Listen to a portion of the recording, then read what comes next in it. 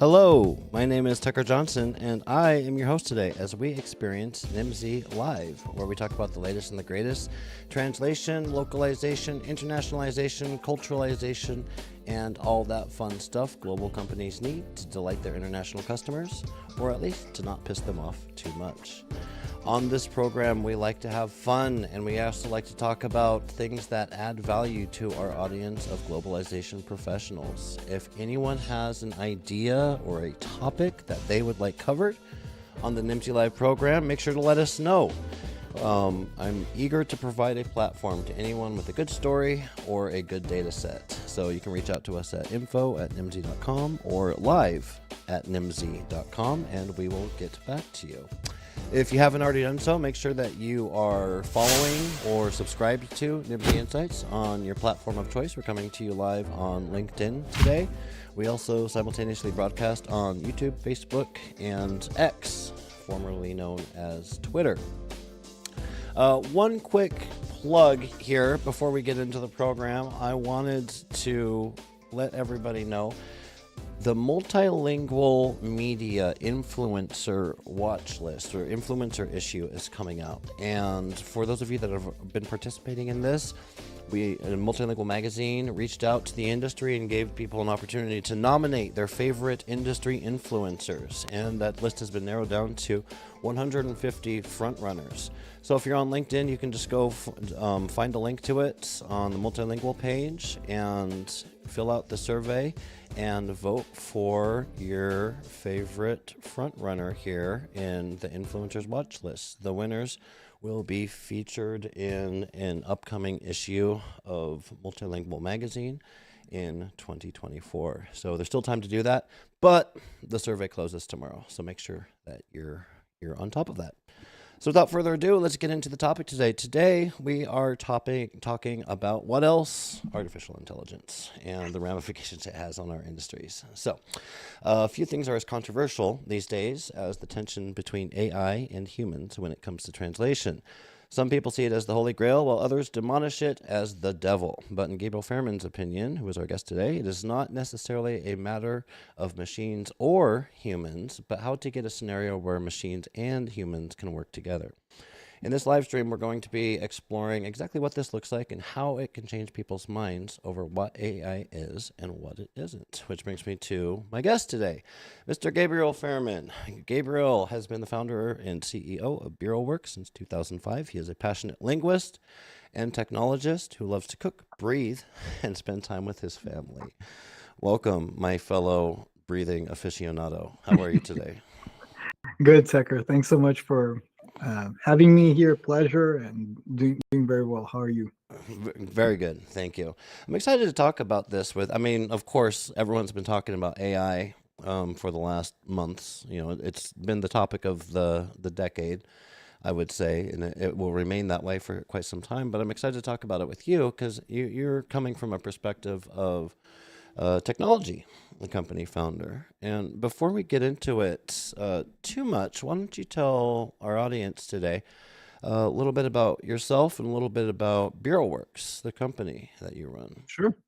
My pleasure. So I was born and raised in Brazil, grew up speaking Portuguese, English, and Spanish, picked up over my college years and later years a little bit of Mandarin, French, and Italian. So I've always loved languages. My mother was a translator. Started out my career after getting fired from my corporate job. I kind of took an oath to myself that I wouldn't work again for anybody else other than me. That was way back in the early 2000s, and that's what prompted me to start the company. Started off as a translation agency, and I thought I would be dealing with languages, but the agency grew very quickly. I realized that it wasn't really as much of a language thing as it became a management thing, and even more so information management. That led me to dive into technology as the solution to my management woes.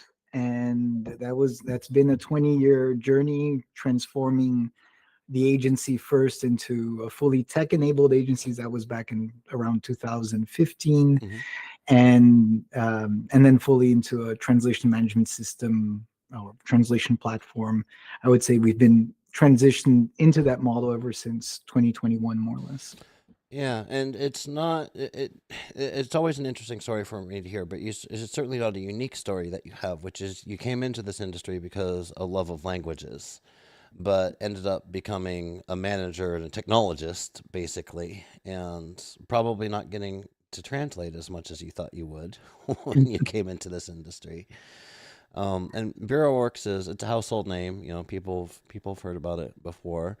Tell us a little bit about the technology behind it. Is it a TMS? Is it a terminology management system? Is it an integrator? Someone who's never Yeah, heard of BureauWorks before. yeah, it's a TMS primarily, with a lot of focus around automation and productivity. Right.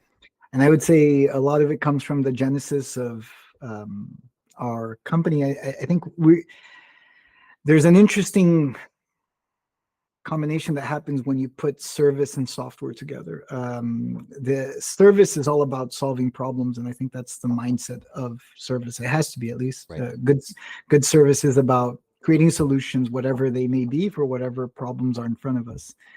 Software is a lot more, in my opinion, it's a lot more standardized. It's about producing something that is going to be as universally applicable as possible to a given use case. And I think our pain around software really was always that, okay, this software can be pretty good, but it solved one little piece of the puzzle. And I'm going to have to now find another thing that solved another piece of the puzzle. And our thinking was always, in my opinion, always use case first. The software comes in to basically clean up the mess that we created in the first place. Right. And I think over the years, I kind of shifted that mindset to, well, if you architect software in a smart way, maybe the mess isn't there to begin with. So maybe there's a lot less to clean up. And so that's our software began first as a business automation engine, focusing on automating LQA reports, then focusing on generating data out of those LQA reports. And we realized, okay, we can generate all this data around LQA reports. Oh, all of a sudden, we can place jobs more intelligently than just through, this translator was once upon a time rated as good by someone who tested them in such and such circumstance. 5 years ago. Yeah. So we realized, okay, we can make better decisions. Interesting. And we started to test that, see the outcomes were much better, much more sustainable. And then we began to get into content as well. And we're like, now we have the content, we have the people, we can make those matches very seamlessly. And that ultimately led us to build out the project management components as well. So we could generate costs, so we could generate payables. And then last but not least, the most important part, in my opinion, which is the translation productivity environment, or a translation editor, as you would call it. So it's a full stack software as far as translation goes. And really it was built around solving not just like a particular aspect of the problem, like not sticking to a lane, but really thinking about what's required to produce like sustainable, scalable localization from A to Z. Well, and like so much technology in our industry is really driven by client needs, right? And you mentioned it. It's like developing language technology is just an exercise in evolution, because every client program has little subtle nuances to it that might break the whole technology. So you need to create an additional module, or you need to create some more functionality for this. And over time, the technology just kind of takes on a life of its own. And of course, that's influenced by outside developments as well, wanting to leverage the latest technologies out there, whether it's machine translation or now artificial intelligence. And that's kind of where I'd like to pick your brain on today, on artificial intelligence, the effect it's having on our industry. First, let's take it at a 30,000 foot level. How big? And this is the question on everyone's mind. It's not my favorite question, but I'm going to ask it anyways. How big of a threat? I hate that word, but how big of a threat is artificial intelligence to the language services industry?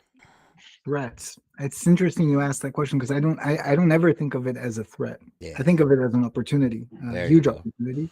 But I agree. I mean, if you want to make sure if things staying the same is the goal, then it's a huge threat. But I like it. I Well like put, things sir. to change. Yeah. So, If things staying the same as the goal, then it is a huge threat. I like that. So it's going to be changing our industry. Our industry is not unknown. Change is not unknown to our industry. It's been changing for a long time. Do you see AI as having as big of an impact, let's say, as machine translation has had on our industry? my opinion is that it's going to be way bigger, Yeah. way deeper. Okay. I think machine translation, this is, again, these are just my personal opinions. I don't think there's necessarily a right or wrong here. But machine translation was change coming from within. It was basically researchers in the language field, technology owned and operated by translation agencies, by it didn't become nearly as widespread as, for instance, something like GPT or like large language models are becoming and are tending to become. So I think the key difference is that with machine translation, I think in general, very, very quickly, people arrived to this idea that it was okay, but not good enough. It wasn't really a threat. Like maybe it could improve certain processes, diminish edit times if you're working in post-MT editing scenarios, things like that. But for the outside person, it wasn't like kind of like, oh, so you mean I don't have to go through a translator? That wasn't something that was in people's minds. And even in the current state of things, I mean, I've talked to a lot of people that are from completely outside the industry, and their perspective on it is often, well, translation is a solved problem now. Language models will take care of it, and for that, it's a non-issue. It's like, wait, what about nuances? What about terminology? Those are like aftermath thoughts for a lot of people that are coming at it from a very different perspective. So I think for the And the first thing time, is, they're not wrong, I don't think right? they are. They're not entirely wrong. I mean, maybe their arguments or their beliefs are unnuanced, as you say, but from their perspective, if it's a if they have a problem, and from their perspective, their problem is solved, well, that's a problem for us because we can't help a client who doesn't have a problem. Exactly. Yeah, I think yeah, you summarize it, and I think that's the first time I've been seeing things like this, like and I think about it all the time. Like I look at some of these. I've generated a few AI dubbed videos using different kinds of software, and I'm honestly like blown away from the results. Obviously, like I'm cherry picking. I'm not talking in deep technical lingo or mumbling, or I'm working with the tool, right? I want to see what it can produce based on a good input, and it's very impacting for me to see that. And um, when I put in myself in the shoes of okay, so there's an exec seeing this 5-minute clip that's automatically, within minutes generated, dubbed, synced in Mhm. German, Japanese, Hindi, Turkish, whatever languages are available in for that particular tool, for instance. It's mind blowing. Like it's stuff that would have taken, maybe a week to turn around and just gets done in minutes. And it's pretty accurate, and It's it's pretty pretty good. pretty good, and it's lip synced, and it's like, how is this happening? So it is like that when you get into the weeds, you'll find the exceptions, you'll find the fails, you'll find the issues. But for like a world that now has kind of like a 30-second attention span, and is You're being making generous, decisions, sir. You are being generous by giving 30 seconds. and is making decisions based on those 10 seconds, 15 seconds, that starts to create, in my opinion, much more of a challenge in paradigms than before. And then basically the way I see it, like from a cost perspective, for most enterprises, whatever they spend on localization has typically been fringe, minimal. Even like companies that spend millions of dollars, when you compare it to a year, when you compare it to their top line revenue, it's a very small amount of Mm. spend in localizations. It's typically been, for the most part, a needed cost Mm. that's not, goes for the most part unquestioned. Sure, goes through cost management, optimization processes, procurement, all that stuff, and gets squeezed. Sure, but still from the premise that it's important and necessary. Right. I think that premise is going to begin to be more and more questioned, and it's going to be harder for people to challenge, to like debunk those challenges. How it, like with machine translation, machine translation, it's super easy to show these epic fails, to show a few case studies of how brands lost hundreds of thousands, if not millions, from like epic machine translation debacles and all this stuff. And with large language models, particularly, like if they're being used by people who know what they're doing, Right. you can produce very, very powerful results. Right. And I think the good thing, I guess, if the goal is to avoid change, the good thing is that, in my opinion, these changes will take years to percolate. I don't think change is, even though the tech may be there in a perfect case application, I think it takes a long time for companies in all kinds of industries and verticals to adapt and adjust and adopt. The adoption's going to take a little. No one Yeah, wants to be. No one wants to be the first failed case study, right? No one wants to be the cautionary correct, tale that everybody else learns from, right? correct. And I've kind of like and it is speculation. I'm not going to bring up data to support it right now, but just from talking to different folks in the industry, I feel like in 2023, a lot of folks were hesitant to invest in localization programs and solutions and building out programs because they wanted to see, everyone kind of wants to see, well, what's going to happen with AI. And so they don't want to build out an old program now just for a year or two later, everything to be driven by AI. And People have been watching for a while now, and people are starting to play around with it. What have you seen talking to client side localization folks out there? Are they jumping in head first? Are they dipping their toes in the water? What's the sentiment out there in the industry? It's a great question. I think, again, I also don't have data on this. It's just anecdotal. But in my experience so far, it's been very much I would cluster companies in certain camps. So I would say there are companies that are very pro AI, pro technology, typically technology companies that have already, maybe ever since February 23, have already have like an AI company-wide mandate in place. Maybe even have an AI officer, for instance, and know what they're doing, have their own GPT instances, and are looking for like use cases all over that where they can apply it. And typically, localization is one of them. And they're not asking; they're telling. They're Right. they're not asking their localization managers to try something out with AI. They're basically informing them that their programs have to be leveraged by AI by X amount, telling them that their budget needs to go down by 50%, whatever. They're giving them very clear directions, and it's not a matter of opinion. That's just the company mandate. And what do you think about that? How do you feel about that? Is that the right decision from upper management, upper managers to mandate you will be using AI It's hard. It's without hard. It's hard to. understanding? I think every company is its own culture, its own thing. I personally don't like. Not that anyone's Wouldn't. going to listen to our opinions, anyways. It's just for the sake of conversation, right? Yeah, for the sake of conversation, I wouldn't like someone to tell me how to do things in that way. I think it sucks, honestly, like to be given that kind of directive.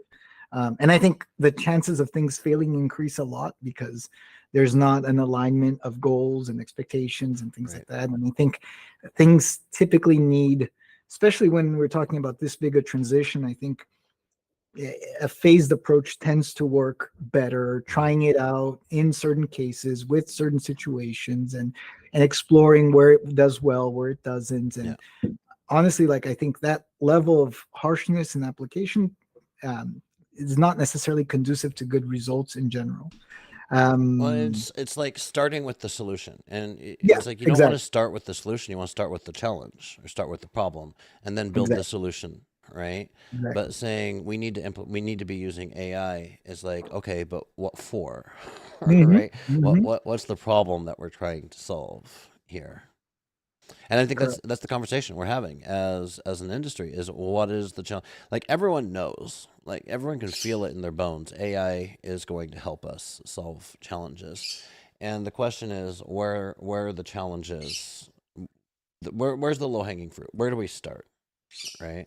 Well, yeah, I mean, if we're gonna go there, just to finish the before we go there, because that I love where you're taking this, but I would also put it the other end of the spectrum is companies that have a anti-AI mandate. We see that as well. So it's like you will Oh yeah. not use AI in Hmm. any form or capacity, or you're gonna get fired. Yep. And it's basically so you see that other end as well. I would say most companies are falling somewhere in the middle where they're like dabbling and like saying, hey, what have you done with AI? Have you seen something? Have you heard something? But still in a very kind of like stepping on eggs kind of perspective. That's where I see the majority of people that I talk to in. It's like I'm interested, I'm curious, but I'm hesitant, but I'm watching, but I'm trying. It's like this phase where you have like plausible deniability. It's not like you're Yeah. like going diving head in, you're also not diving head out. You're kind of in a place where you have answers that please both. You have your little when someone asks you what are you doing with AI, you've got your stock elevator pitches. Well, Exactly. we've formed a committee to investigate the potential feasibility of, and it satisfies the suits, and in the meantime, you don't have to commit yourself. Correct. And that's where I would say most people are, Yeah. as far as the people I talk to, at least. But, you know, when you talk about the low hanging fruit, for me, I've always been very empirical about stuff in general, and I don't like the word AI. I don't like the idea. I don't even like anything artificial. I like to think of myself as a more natural person, if possible. So I have a problem with the word. I never really thought about it from as like an AI thing. Mostly, like I've always been fascinated with large language models. Even way before GPT, we've been thinking about what you could do with large language models.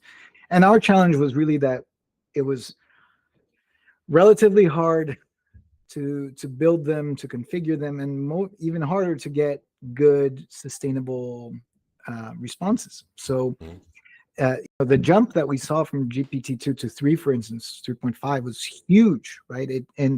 Um, it really like blew our minds just from a qualitative perspective, not even regarding translation, just like the kinds of responses that you could get, the kind of flexibility in prompts, the kinds of hints, emulation of creativity, emulation of thoughts, emulation. Like for the first time, I was like, okay, this thing seems like it maybe is putting two and two together, even though it's not, right? But Yeah. it seems like it is. Yeah. And that led us to okay, let and this was way back in November 22 when GPT-3 was released. We first tried to test it as a source of truth, and it was really simple for us to say, look, this thing is computationally super expensive. It's not that much better than machine translation. So we very quickly we tossed that aside as like a translation possibility. Um, then we started to test it out. Okay, what does it do when working with machine translation as an extra layer? Okay, now we're starting to see a little bit interesting things being caught, like Hmm. some contextual things that were missed by machine translation. We were able to see those things being caught. But still, nothing crazy, nothing that would like blow anybody's mind and say, oh, translators are done for or Right. anything like that. It was like you could still find epic fails, you could still find situations where it just like wasn't good enough and so on. But what really changed things for us was realizing, okay, the key difference is this has the ability to emulate contextual awareness. By that, it's able to at least simulate the understanding of meaning. And that's a big departure from where we've been in the past, I would say 20, at least my 20 years. I can't speak for the previous 20 years before them, but I've been doing this for 20 years. And for 20 years, my brain has been formatted by syntax, right? So it's, the translation memory, it's either a 50% match or it's a 30% match or it's 75 or 85, but it's always syntax. And let's say, if you have the sentence, John has gone to the market and John went to the store, those sentences are semantically very similar, syntactically very different. You're not going to get any leveraging from that. You're not going to be able to learn anything from those two different sentences typically. And all of a sudden, we're like, a light went off. We're like, oh, okay, now we can look at these sentences from a semantic perspective and see that they are indeed similar. And we can learn from them and we can establish correlations between them. And that can change how the translator interacts with the editor, right? The Hmm. interactions, in my opinion, were very robotic. Like, oh, this is my sentence, and I'm placing this sentence in this bin, not in bin number one, not in bin number two, and bin number one doesn't mix with bin number two. Hmm. When you open up the semantic idea, all of a sudden you can put it in bin number 1.35, like somewhere in between, and it can leverage a little bit from the bin above, the bin below, and it can understand correlations, make much more sophisticated contextual um, correlations, right? And that's what I think 2023 has been about for us, and is really okay. How can we make the translation process more conversational without and no point were we thinking about not having people involved. It was always Right. how can we involve people in a more effective capacity. And that to me is super interesting because then the challenge changes, right? I don't care honestly. Like I know that at some point the answer is going to be crazy, hallucinant, or whatever people want to call it. But that's okay. You still have someone looking at it. What matters for me from a statistical perspective is that maybe in 95% of the segments, one or two little changes are going to be good enough for the segment to be perfect. Yeah. And that is already a huge win in my opinion. Again, without trying to like completely change the industry, it's like, oh, this opens a way for a different way of working and interacting with knowledge. Yeah.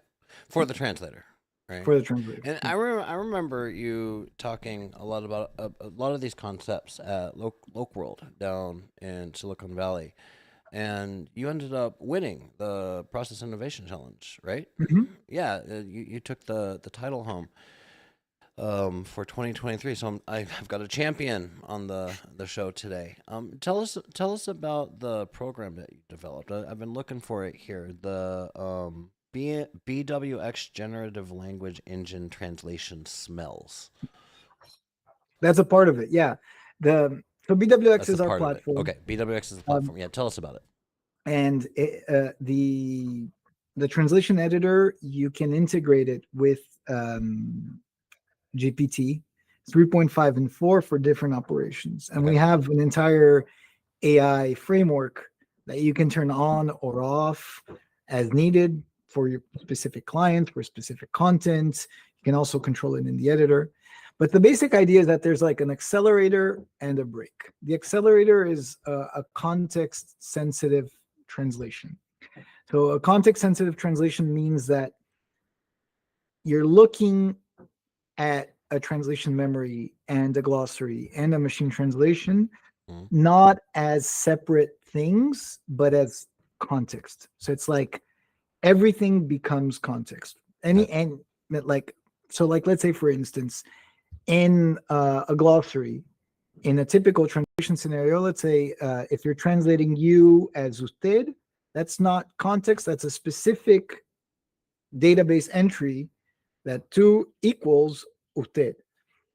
If you're working as context, you equals usted instead of tú means register is formal rather than informal, right? There are inferences that can be made on a simple glossary entry.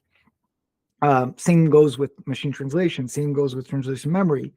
And the idea is we can look at this context with dynamic weighting, so understand what's more relevant and less relevant based on any number of factors, like who entered that information, when was it entered, was it machine generated, was it human generated, how many humans have accepted this before. So really have a much deeper idea of relevance than just it's there or it's not there. Suggest something that's plausible to the translator every single time. So there are no more fuzzy matches. Every time the translators, the suggestion that they're getting is a plausible suggestion. It may not be the way they would write, but it's a plausible suggestion. It's grammatically coherent. It reflects the meaning of the source, at least from a best attempt perspective, and it tries to respect the bearings laid out by the translation memory and the glossary. So for all intents and purposes, you say there are no more fuzzy matches.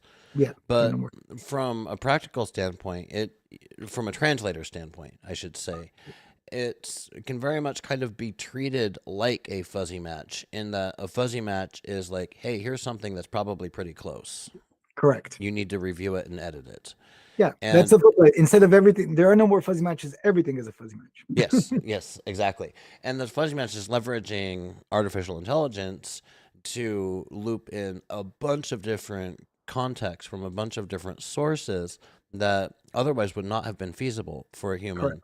Because a human can have access to glossaries and style guides and translation memories and machine translation and previous translation and all of these different things, but they're not going to have the time to reference all of those. Correct. But that's even if where they had the AI can time, come in. it's too much information to go through and actually crunch consistently. Like, let me perform a concordance search on every sentence, every word in this sentence. It's crazy. Like, you can't manually do that, right? And again, you wouldn't have the time and they wouldn't be paid for it. But that's the beauty of it. You're cross-referencing so much more context very quickly. And how are translators responding to this? based upon your conversations and your But we have a lot of interactions. users. We have What's it? thousands of users, and our users love it. Yeah, But again, I would say our users are the minority of the translation community, in my opinion. They don't have an ideological problem with the idea that we are leveraging large language models. mhm. So I can't talk. I know that we have a lot of detractors. There are a lot of people who Sure, don't sure. don't appreciate the fact that we are leveraging large language models. I've seen comments in some of my posts saying that what we're doing is disgusting, shameful. So Yeah, there's a lot of judgment around even the idea of integrating large language models into the translation process.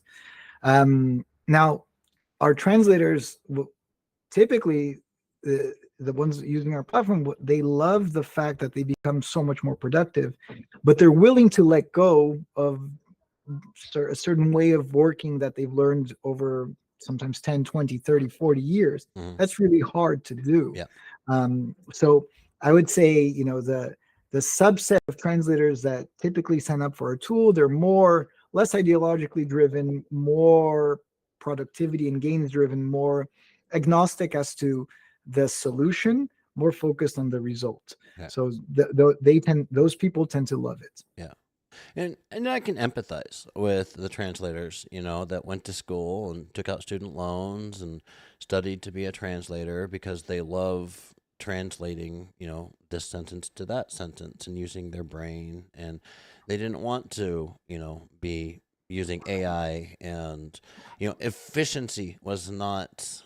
Efficiency, I don't think, is taught as much or valued as highly amongst translators as quality or effectiveness, right? Agreed, 100%. No, and like my mother was a translator all her life, and for me, I used to help her sometimes doing rough drafts when I was like 14 and trying to learn and help.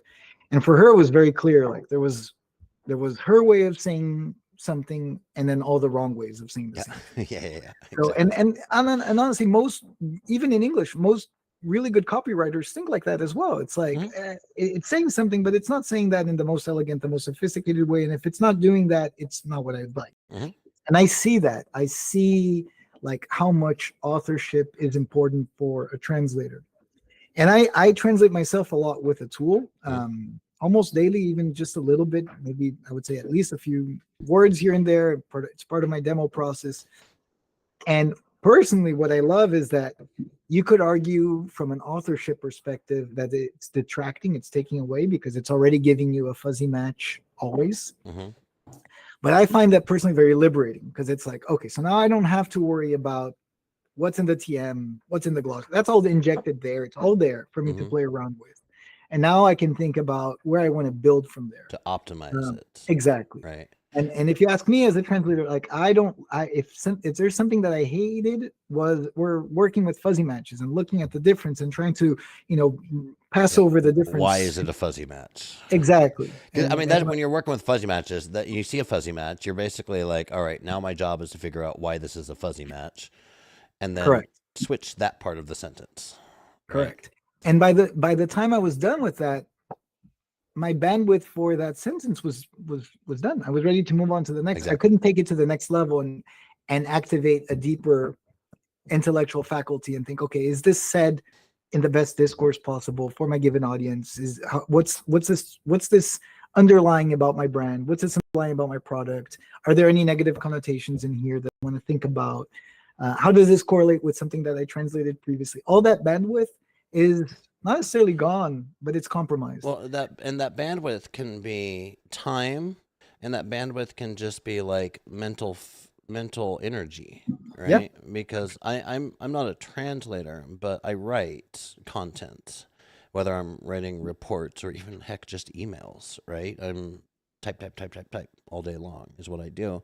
And what I've realized is using generative AI to help me write stuff is that let's say I'm writing a proposal. It's great for mhm, writing proposals. right? Mhm. And it's going to give me something that I can't deliver to a potential client, not if I want to win the contract, but it's giving me something that I can then go and tweak and perfect and optimize. And if I had to have written the whole thing from scratch, my Mhm. brain would just be tired. Like Exactly. I wouldn't have the mental faculty to go in and perfect it. But it gives me like a nice foundation eventually, or sometimes I should say. It gives me like a nice foundation that then I can just go in and kind of make my own. And I can imagine it's kind of the same concept you're talking about from a translator perspective. It is. I think you're talking about, and I agree with you. I mean, the structural foundation that it can provide you in a contract or a proposal, something that gives you like a backbone, is really powerful. It's something. It's a use case that I really like with large language models. We're talking about more a foundation at a more granular level, right? The sentence Yeah, itself has a foundation, but it's the same.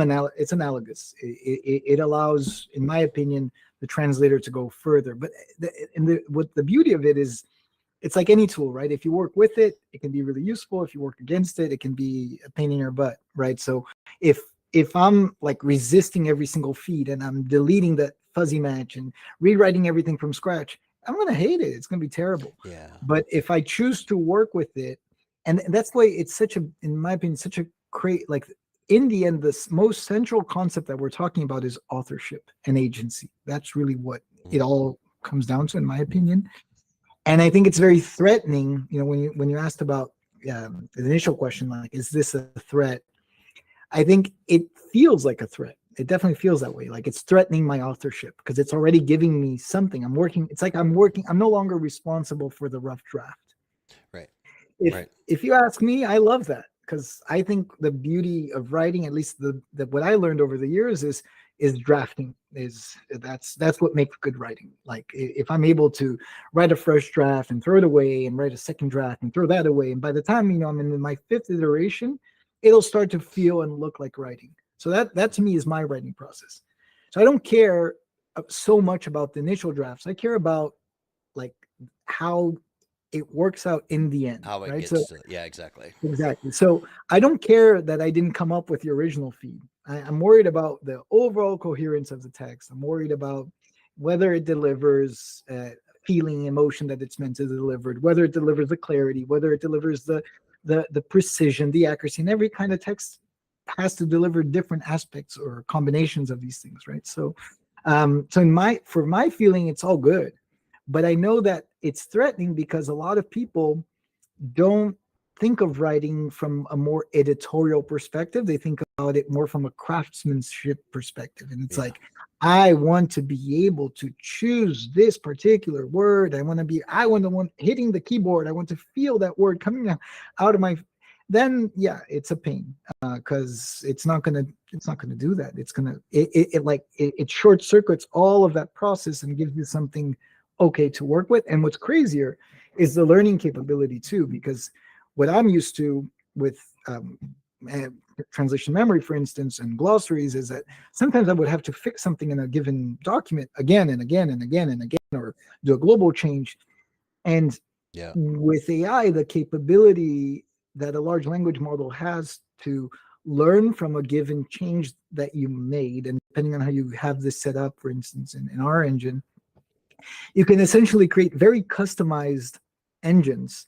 So based on content type, based on particular clients, based on tone. So you could have like a formal engine versus an informal engine, a marketing engine versus a legal engine, a good mood engine versus a bad mood engine. You can create these knowledge structures and it adapts very quickly over your choices. So what I appreciate from an authorship perspective is this dialogue. It's like I'm not work. I don't feel like I'm working alone anymore. I feel like I'm interacting with something, and to me, that's pleasant. Again, for a lot of people, that's a pain in the butt. They don't want to interact with anything, particularly something that's non-human. But I appreciate it because, like I said, I appreciate more the finer stuff about writing than the actual grunt work. But I know that a lot of people take pleasure, pride, and even I would say identity over that yeah. grunt. And I can respect that. Yeah. And it's like to me, it's kind of moving translation from an art form to a more practical workflow, right? And if you're someone that really, uh, as a whole, right? I And would say it removes the craftsmanship, but I still see it as even more as of an art form.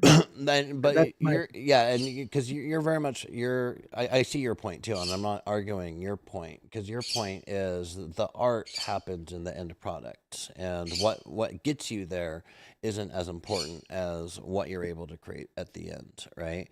But what you call grunt work, I think a lot yeah. of people see Yeah, if that you're like as sculpting, their right? You're no longer using a chisel to sculpt, you're using like a jackhammer. exactly, Yeah. exactly, and I think that's kind of where people can Yeah, disagree I can on that. relate to that for sure. Yeah, and so from your BureauWorks is a technology company, a language technology company.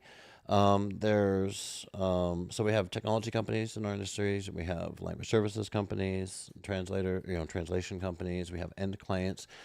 Where do you think these advancements in 2024, we've got 12 months ahead of us, where is it going to have the most profound effect? Is it going to be in the technology space, the TMS space? Is it going to be in the LSP space, or is it going to be on the client side? All of the above? I don't know. Yeah, Um, um, that's a solid answer. That's an honest answer.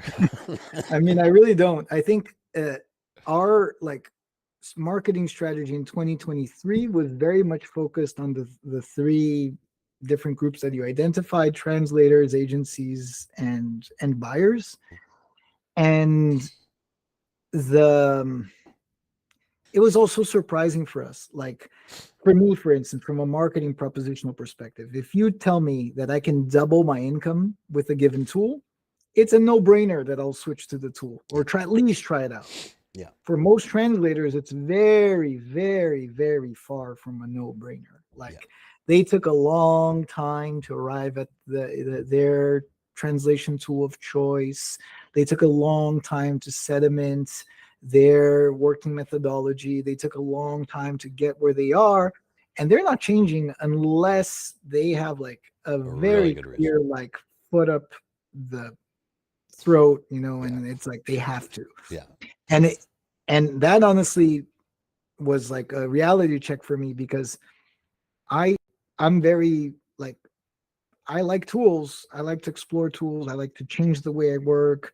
I like to that's part of what keeps me going. I mean, I wouldn't be doing what I'm doing after 20 years if I didn't find it exciting and interesting. And what makes it exciting is the change. So I like that. But I notice that for a lot of people, it's a different set of motivations. It's about stability. It's about predictability. It's about reliability. It's about safety. It's different kinds of um, set of motivations, right? So that for me was a reality check. And I still that is going to, I still think that's going to continue over 2024. And even for agencies, I think it's the same conceptual problem in the sense that most agencies, their DNA is they're really, really good at keeping clients happy. That's any agency yeah. that wants to survive has to be very good at it. In the Whatever that late, takes, whatever that whatever means, whatever that takes. whatever tool, whatever process. You want me to hand deliver this job, I'll Yep. hand deliver the job. You want me to email it, I'll email it. You want me to fax Yep. it, I'll fax it. Get You on want a. me to use I've jumped on my motorcycle and hand delivered equipment to clients on Oh site yeah. before Yeah, as I haven't part of had my career. didn't have such a beautiful perspective on a motorcycle, but Yeah. definitely driven to places to hand drive things. So, Yep. yeah, and it is what it takes, right? It is what it takes, and you do that. You open exceptions everywhere, from a pricing perspective, from a process perspective, from a tech perspective, and the same goes for your translators. Like, oh, this translator is very amazing, but they only work in their tool.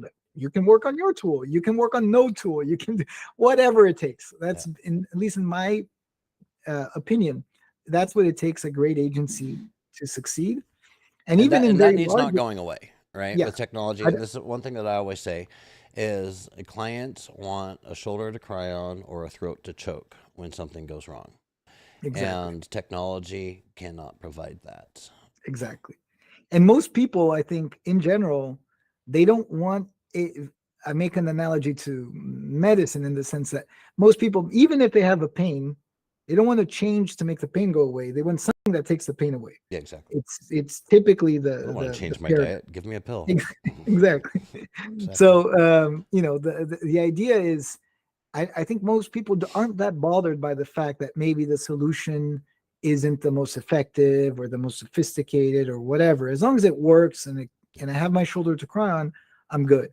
So I don't think that there is as much heat as people would expect gets on agencies or freelancers or even the enterprise buyers, because from a value, and this is just my hypothesis, but I still think that from a relative spend perspective, whatever people spend on localization is peanuts compared to what they spend on overall marketing, compared to what they spend on overall legal expenses. So they're like a lot chunkier use cases for people to go after from a large language model leveraging perspective than translation itself. So I think that keeps our space a little bit more cushioned and siloed, so that even if there's like a lot of stuff going on in other, and this has already been the case. Like if you take a look at like, I was going to say, it's been like that for a while. Right? Yeah, like if you take a look at like mining, and the self-driving trucks have been around mining for like 20 years. Like it's not a new thing to see self-driving trucks, but they take a long time. Like this idea of something that's self-driving, you don't see like self-driving TMSs frequently because it's a very small space to invest that level of energy. Yeah. Right. In mining, a single self-driving truck can like generate by itself maybe $100 million a year, where in you're going to have a harder time generating that level of return in our space. I think our space is a little bit protected in that regard, and I don't think change is going to happen as fast as some people anticipate, and that's both a good thing and a bad thing. It goes back again to this idea of threat. I think we're more insulated than some people give our industry credit for, and that could be good. It can be good, yeah. I've been so wrapped up in this, I've been neglecting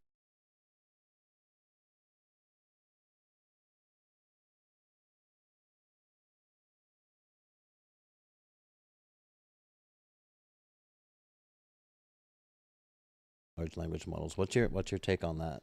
About the security and compliance? That's super interesting because there's like all kinds of issues, right? I mean, when you look at it from from an ethical perspective, how this stuff was generated and where this content was grabbed from. Mm-hmm. They have people's opt in to use their content, to learn from their content. So I think that's a big consideration, and that's going to be, I think, that's very far from a solved issue. You can, New York Times, for instance, is suing OpenAI around it, and that's going to be a big thing.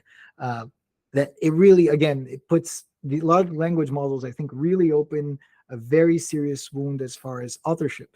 And even like with this whole plagiarism scandal around universities and things like that, same thing. It's like all of a sudden the whole idea of authorship is very easily turned on its head and questioned, and who did what. Yeah, especially because the engines need original human generated content to train on. Correct. So if let's just fast forward this 10, 20 years, if everyone's using large language models to write their content and no one's actually creating content anymore, then how are the language models going to evolve? I don't know. Correct. I'm sure smarter people than us have had these conversations or are having these conversations, but that's kind of where my head goes when I start playing this forward. Yeah, there's an argument around that like there's, even if you get to a scenario where large language models are producing a lot of the content, there is enough randomness in interactions, and there are other ways for you to get to that like layer of human ingenuity. But I think that's a whole other conversation. But just going back to like the issues, right? So there's like an ethical issue, and an authorship issue and a copyright issue. To me, that's outside my pay grade. That's not what I worry about. I worry about privacy. I worry about security. I worry about, I start from the premise that OpenAI and Microsoft are reliable, reputable companies that can be trusted. And again, I know a lot of people who don't start from that premise. I know Right. people who only trust Web3 and think that Microsoft is the devil. And that's okay. You know, I respect these different perspectives, but I'm starting from that premise. So I'm starting from the premise that these companies are reputable and trustable.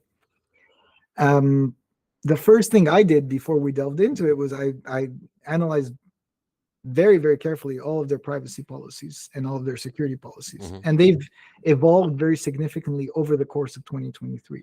Interesting. Now, I think there's also a big difference between the privacy that you get when you're using their service as a paid user, using, for instance, GPT's online interface, versus when you're using API. That's the first thing for people to be aware of. Like for instance, I'm very wary about anything I type into ChatGPT. Putting it into the I window. assume that it's going to be trained, it's going to become public content, whether the prompt, whether the response. I have zero trust over that.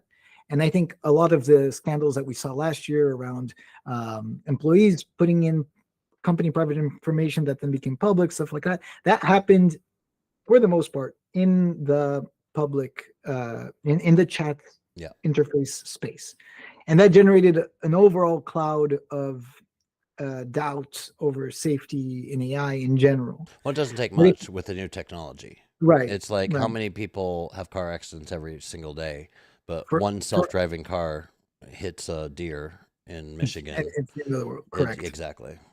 Yeah, it's the exact bias, right? It's the exact same bias.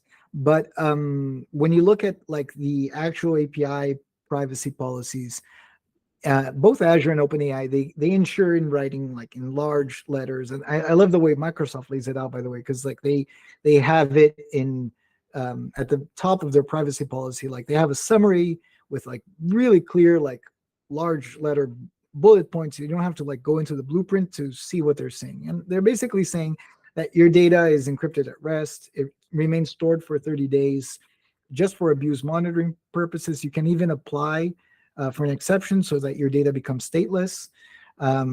It's not used for training purposes. It's not used to retrain any other models. It's not shared with any other entities. So as far as like data privacy goes, in my personal opinion, again, I'm not a data privacy expert, but I am, let's say, pretty detailed about it. And in my opinion, it satisfies the need of most enterprise clients. And I see enterprise clients in their own instances very frequently. And these terms were designed, I mean, the whole revenue strategy around OpenAI and Microsoft is growing their use cases with large companies. So they've designed these privacy policies so that they meet the standards of large companies that work under, SOC 2, Type 2, and all other kinds of information security practices. So I think that there's a big, like same idea with the self-driving cars. I think that there's a big myth around it. And then there's a reality where that the data, as long as it's shared via API, is kept pretty safe. Now, an additional thing is like in our case, for instance, we're never training any models. That's not how the learning takes place. The learning is always taking place contextually. So there's an additional component, whereas like we're deliberately not training a model. So if the concern is like, are we training a model? No, there's no model being trained. The model is just being used to make inferences based on text. So yeah, I think in summary, from a personal perspective, I feel perfectly fine with any of my information flowing in and out of GPT. And then it's a matter, but we're aware that different people feel different ways. That's why the way we engineered it in BWX, you can turn on AI or off for the entire account that someone holds, or you can turn it on or off for a given type of content or for a given type of client. So you could have a case where like, oh, my marketing flows through AI, my legal no, or my HR no, or this kind of HR does it. And so you can be very putting the power to decide in the hands of the users. Exactly. So whatever comfortable, you're not trying to convince someone to be comfortable if they're not. You're saying, hey, if you're not comfortable with this, it's cool, right? Correct. And when you are comfortable with it, or more importantly, when your bosses are comfortable with it, then toggle it on. Yeah. But it's interesting that you bring that conversation, because one thing that puzzled me is like, I've always thought this a lot more from like an information security perspective, from like a, how would a chief information officer look at this thing? Mm. And, I talk to a lot of people who still argue that they don't trust the cloud. They want information Huh. kept in their desktops, and then it's hard, right? Because then it's an entire paradigm that needs to be argued as to why I think the cloud is safer than a desktop, why I would trust Yeah. my information a lot more in an AWS self-encrypted bucket with a separate key than in my desktop any day. But then it's a hard conversation to take with someone, because everything I'm saying is presupposing, like I said, this trust in cloud, this trust in encryption, this trust in cloud services companies like AWS, like Azure, and like Google. And again, I know that there are a lot of people who have a lot of issues with these companies, and I respect that. Yeah. Yeah. Well, Mr. Fairman, we are out of time for today. Any closing thoughts? Where can people find more information about what you guys are doing? Anything to plug? Floor is yours. Well, Tucker, thanks so much. Really pleasure talking to you. Very Yeah. always an eye-opening conversation. As far as what we're doing, people can follow us on LinkedIn. People can follow us on our company page. We have our Merging Minds series as well that has a lot of interesting content weekly. We try to be as thought-provoking as we can with our content and really stimulate dialogue. My opinion is that everybody's, at least from my perspective, I'm definitely learning, trying to figure out what to do with this, how to go with this. And if anything, my main lesson, I would say in 2023, was that dialogue makes things better. And we are willing to listen. We also want to talk. But I think that in general, if anything, I would encourage people to not stay in their own camps, and really try to create a more collaborative, systemic dialogue in our space. Because ultimately, like, our industry is not an ocean; it's a pond. When you think about what the world is, Yeah. And we all depend on each other. We're all together. We're all cooperating in some regard. And I know that it's very frequent for people to think about competitors and about threats and it's a very defensive mindset for the most part. I respect that, but I would say that the more that we're able to work together and try to address the bigger issues as a community, the more advances we're going to make. And I think, if anything, I have a lot more questions than answers, and that's what keeps me going. Well put. Thank you so much for coming on the show today, Gabriel. And just to second that, go give him a follow on LinkedIn. If you're watching this, if you're not already following Gabriel, follow Gabriel, follow BureauWorks. I know Gabriel puts out good stuff because I follow him myself. So with that, I'll take us out of here, ladies, gentlemen. We are out of time for today. I appreciate our guest today, Gabriel Fairman. I appreciate my colleagues here at MZ Insights doing all the hard work so I can have these fun conversations. And I appreciate you, the audience, who are joining us live today. All of the dialogue in chat, which I finally remembered to bring back up. Michael, Susanna, I saw Javi in there at some point. Rodrigo, thank you very much for joining us today. And I will look forward to next time. Cheers.